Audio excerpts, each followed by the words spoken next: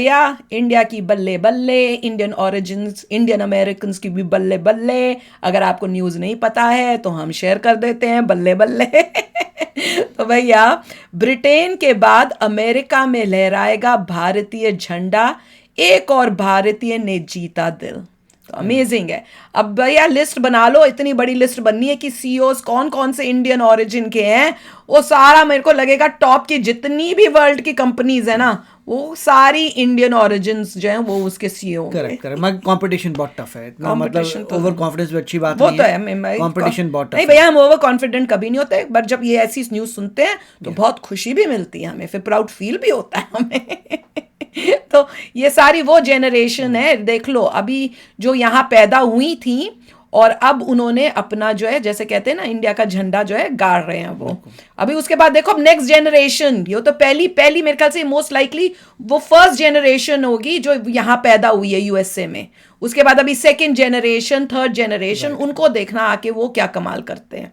तो वीडियो शुरू करते हैं। वीडियो शुरू करने से पहले अगर आप चैनल पर नए हो और आपने अभी तक सब्सक्राइब नहीं किया है तो जल्दी से पहले सब्सक्राइब के बटन और बेल आइकन को क्लिक कर लो, ताकि आपको हमारे सारे न्यू वीडियोस के नोटिफिकेशन मिल जाएं जैसे हम अपलोड करें। अगर आपको वीडियो पसंद आता है प्लीज लाइक एंड शेयर। चलिए शुरू करते हैं। दोस्तों 140 करोड़ लोगों के साथ भारत में विश्व की 18% आबादी बसती है, जिनका लिहाज साइंस, टेक्नोलॉजी, रक्षा और दूसरे क्षेत्रों में दुनिया भर में मौजूद सभी देशों में माना जाता है।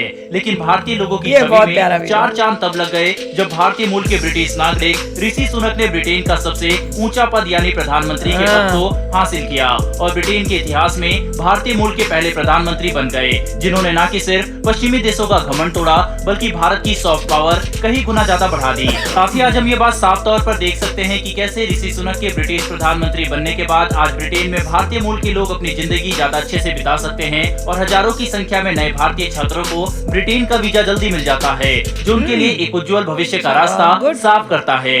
यानी केवल एक भारतीय के ब्रिटेन का प्रधानमंत्री बनने से लाखों भारतीयों को फायदा हुआ। ऐसे में आप अंदाजा लगाइए कि ब्रिटेन तो फिर भी विश्व की 6th सबसे बड़ी इकोनॉमी है। अगर विश्व की सबसे बड़ी अर्थव्यवस्था और दुनिया भर के सबसे शक्तिशाली देश का राष्ट्रपति भारतीय मूल का हो तो अंतर्राष्ट्रीय स्तर पर भारत की सॉफ्ट पावर किस हद तक बढ़ जाएगी। दरअसल हम बात कर रहे हैं अमेरिका की। जरा सोचिए कि अगर अमेरिका का राष्ट्रपति भारतीय मूल का हुआ तो हम अंतर्राष्ट्रीय स्तर पर अपने कितने ग्लोबल इंटरेस्ट आसानी से हासिल कर सकेंगे। और अब बिल्कुल ऐसा ही होने जा रहा है, क्योंकि अमेरिका की एक दिग्गज फीमेल पॉलिटिशियन जो भारतीय मूल की है, उन्होंने अब आधिकारिक तौर पर अमेरिका के प्रेसिडेंट पद के लिए नामांकन भर दिया है और वह साल 2024 में होने वाले चुनाव में हिस्सा लेंगी।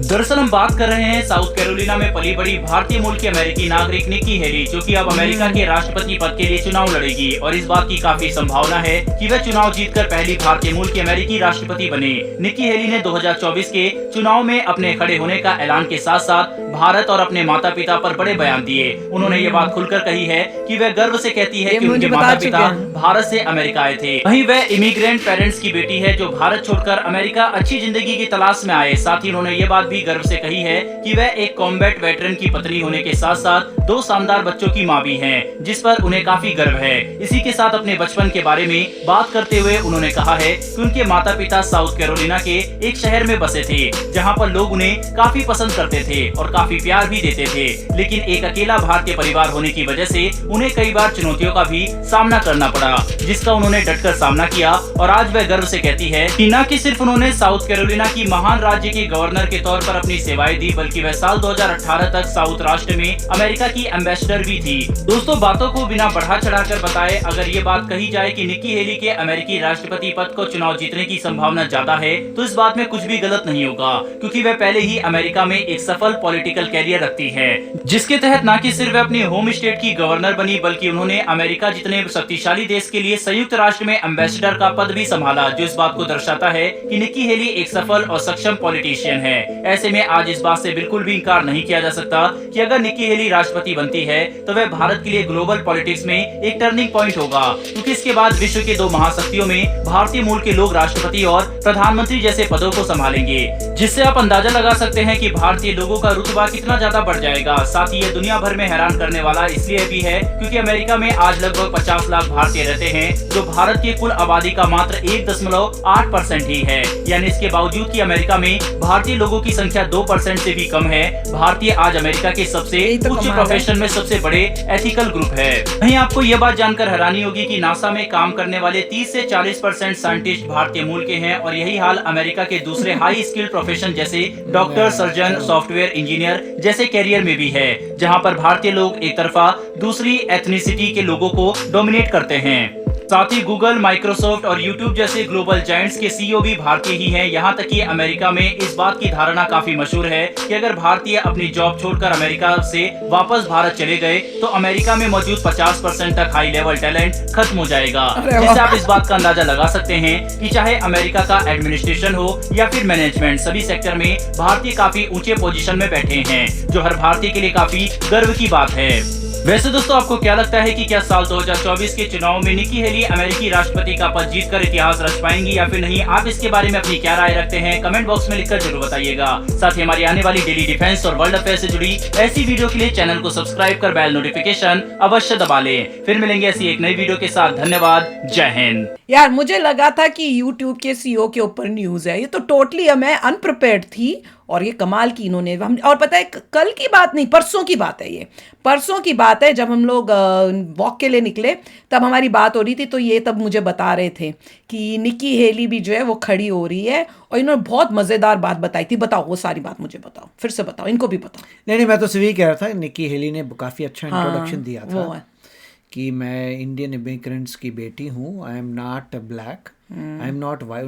मेरे ख्याल से पहले होता I am not white, I am not black, I am different. तो बड़ा अच्छा बताया था कि मैं जो हूँ ना ब्लैक हूँ ना वाइट हूँ, डिफरेंट हूँ, और मैंने काफ़ी कष्ट सहन किए हैं बचपन में, मगर मैं प्रिवेल हुई हूँ और मैं अच्छा कार्य करूँगी, ये वो।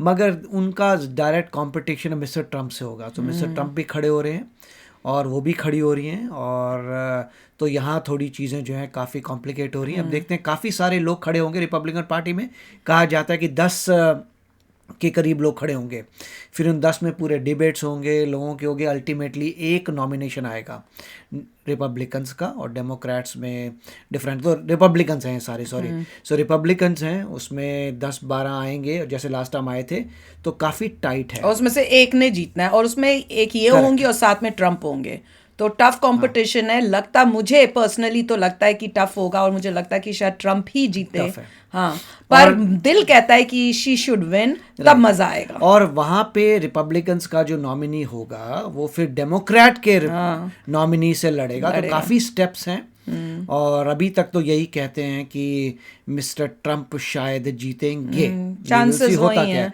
और एक और मिस्टर फ्लोरिडा के भी हैं, वो भी कोशिश कर रहे हैं, तो वी विल सी क्या होता है। मगर अच्छी बात तो ये है कि आगे आ रहे हैं इंडियन ओरिजिन के लोग और फाइट कर रहे हैं, और जैसे ये बता रहे थे इतना, हाँ, मतलब जो एक्चुअली सिटीजन्स हैं, इंडियन मूल के जो सिटीजन्स हैं, वो मेरे ख्याल से 1% से भी कम है। अगर आप सारे इंडियंस करें, यस, तो मे बी 1 पॉइंट समथिंग है, मगर आप ट्रू सिटीजन्स करें जो एक्चुअल वोट कर सकते हैं, वो 1% से भी कम हैं।